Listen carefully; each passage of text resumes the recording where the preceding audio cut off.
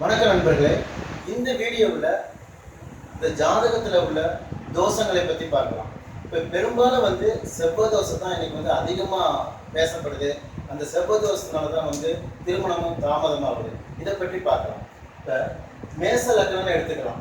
இப்போ மேச லக்கணத்துக்கு எந்த மாதிரி கிரக அமைப்பு இருந்தால் செவ்வாய் தோஷம் எடுத்துக்கலாம். இப்போ மேச லக்கணத்துக்கு 2ஆம் இடத்துல செவ்வாய் இருந்தால் செவ்வாய் தோஷம். அடுத்தது 4ஆம் இடம், அடுத்தது 7ஆம் இடம், 7ஆம் இடம், 8ஆம் இடம், 12ஆம் இடம். அதாவது 2, 4, 7, 8, 12ஆம் இடங்களில் செவ்வாய் இருந்துச்சுன்னா அது செவ்வாய் தோஷம் தான். சிலர் பரிகார செவ்வாய்ன்னு சொல்கிறாங்க. அதாவது குரு பார்த்தா, சனியோட சேர்ந்துருந்தா, கேது பார்த்தா, இந்த மாதிரி சேர்ந்துருந்தாலோ, இல்லை ஆட்சி உச்ச வீடுகளில் இருந்தாலோ, இல்லை சிம்மத்தில் செவ்வாய் இருந்தாலோ, இந்த மாதிரி பலதரப்பட்ட காரணங்கள் இருக்குது. அதாவது அது பரிகார செவ்வாய்ன்னு சொல்கிறாங்க. அது எப்படி இருந்தாலும் அது செவ்வாய் தோஷம் தான். அதில் எந்த மாற்றமும் இல்லை. அது மட்டும் இல்லாமல் பார்த்தீங்க அப்படின்னா சுக்கிரனுக்கு 2, 4, 7, 8, 12 செவ்வாய் தோஷம் சொல்கிறாங்க. இந்த மாதிரி சந்திரனுக்கு 2, 4, 7, 8, 12 செவ்வாய் தோஷம்னு சொல்கிறாங்க. எது எப்படி இருந்தாலும் லக்கணத்துக்கு தான் நாம் பலனாக எடுத்துக்கணும். அப்போ 2, 4, 7, 8, 12ஆம் இடங்களில் செவ்வாய் இருந்தால் அது செவ்வாய் தோஷம் தான்.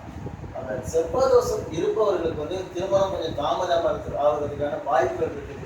ஏன்னா தோஷம் அப்படின்னு நம்ம எடுத்துக்கிறோம். தோஷம் அப்படின்னாவே குறை அப்படின்ட்டு போகும். அப்போ குறை இருந்தாலும் என்ன பண்ணும், கொஞ்சம் லேட்டாக தான் ஆகும். அப்போ இந்த மாதிரி செவ்வாய் தோஷம் உடையவர்கள் பார்த்தீங்க அப்படின்னா கொஞ்சம் பொறுமையாகவே திருமணம் வருட தேடுறதில் பார்த்து அமைச்சுக்கணும். அடுத்ததாக ராகு கேது தோஷத்தை பற்றி பார்க்கலாம்.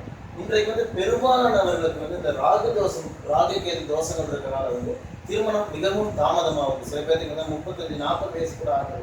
இதுக்கு என்ன காரணம் அப்படின்னு பார்க்கலாம். அப்போ இந்த ராகு மேச லக்கணம் எடுக்கலாம். மேச லக்கணத்தில் ராகு இந்த லக்கணத்தில் இருந்தாலும் ராகு கேது தோஷம். அதே மாதிரி ராகு இந்த லக்கணத்தில் இருந்தால் 7ஆம் இடத்துல கேது இருப்பார். அப்போ இது ராகு கேது தோஷம். அடுத்தது 2ஆம் இடத்துல ராகு இருக்கும். 2ஆம் இடத்துல ராகு இருந்தால் 8ஆம் இடத்துல கேது இருக்கும். இந்த மாதிரி அமைப்புகள் இருந்தால் ராகு கேது தோஷம் தான். அடுத்தது பார்த்தீங்க அப்படின்னா கேது 2ஆம் இடத்துல இருந்தால் ராகு 8ஆம் இடத்துல இருக்கும். லக்கணத்திலே கேது இருந்துச்சுன்னா 7ஆம் இடத்துல ராகு இருக்கும். இந்த மாதிரி அமைப்புகள் எல்லாமே ராகு கேது தோஷங்கள் தான். அப்போ ராகு கேது தோஷங்கள் இருந்தால் கொஞ்சம் திருமணம் தாமதமாகத்தான் செய்யும். அதற்கு ஏற்றவாறு நீங்கள் உங்களுடைய ஜாதகத்தில் செவ்வாய் தோஷம் இருக்கா, ராகு கேது தோஷம் இருக்கா, அதெல்லாம் திருமணம் வரன் பார்க்கறதுக்கு முன்னாலே தெரிஞ்சு வச்சுக்கிட்டு வரன் பார்த்தீங்கன்னா உங்களுக்கு எளிமையாக வரன் அமையும். அடுத்ததாக இந்த திருமணம் பார்க்கும்போது முக்கியமாக இப்போ மேச லக்கணம் எடுத்துக்கலாம். 1, 2, 3, 4, 5ல் கேது இருந்து 5ஆம் அதிபதி கெட்டு போயிருந்தாலும் புத்திர தோஷம் தான். அப்போ புத்திர தோஷம் இருந்தாலும் பார்த்தீங்க அப்படின்னா திருமணம் தாமதமாகும். இப்போ ஒரு ஜாதகத்தை நீங்கள் ஒரு தூரத்தை எடுத்து போகும்போது புத்திர பாக்கியம் இருக்கா அப்படின்னு கேட்பாங்க. அப்போ புத்திர தோஷம் இருக்குன்னா அவங்க கொஞ்சம் பயந்துக்குவாங்க.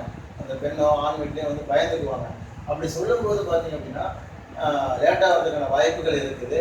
அப்போ எப்போதுமே ஒரு ஜாதகத்தில் 5ஆம் அதிபதி கெட்டு போயிருந்தா கூட அவங்களுக்கு திருமணம் லேட்டாகும்.